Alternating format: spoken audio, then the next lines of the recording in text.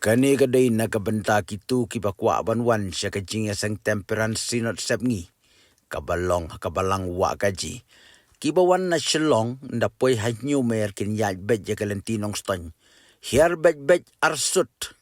Bat pila ban no leng bagan nong silong. Syadu jasyar. Hiar spangamon. Pinpoy syadu lad jenrai. Lada pilet syakamon pinpoy sya nong stony. Lada let syakadiang pinpoy sya mau kurat. Kumtai yaj bet nabdeng. Bat nalat jenrai ka don setang arpuar kilometers. Lada kibami na nong stony. Kinwan neng bakalenti ban let sya mau kurat. Anda lapoy harang belang lad jenrai. Pin hiar bet liang kamon. Pin poy bet sya wahkaji. Kibami na mau kurat pat. Kiyaj lang baka surok na morang lang. Anda lapoy halat jenrai pin hiar bet liang kadiang. Kumta nalat jenrai syadu wahkaji kadai setang arpuar kilometers. Mene kesengi thoding. Buon ki kali kilai Sahkut harang belang namar ka jing juruslap. Menamar badang ti surok temai. Henry wadla kataru om syam ladon kuwai ka kaliru ka Sahkut. Barok kilapoy syawa gaji. Wadla da kiladon ki bompoy syuah kapor ka babiang. Kajing Sahkut kalong tang menehi.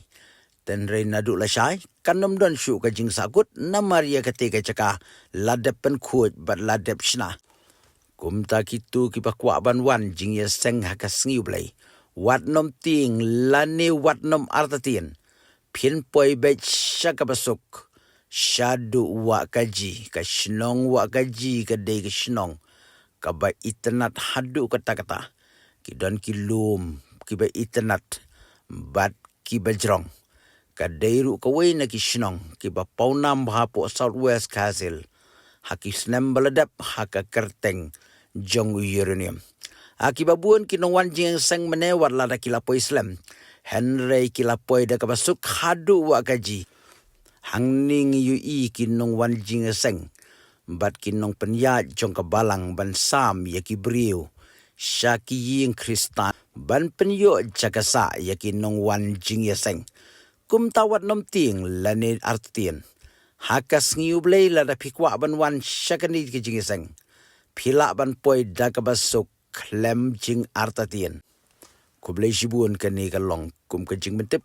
Kam tame na kabenta kitu ki pakwa ban wan hakani ke jingiaseng. Hakani kas ngiublay. Kublay sibun ngin saya kenduk pat yepi. Next.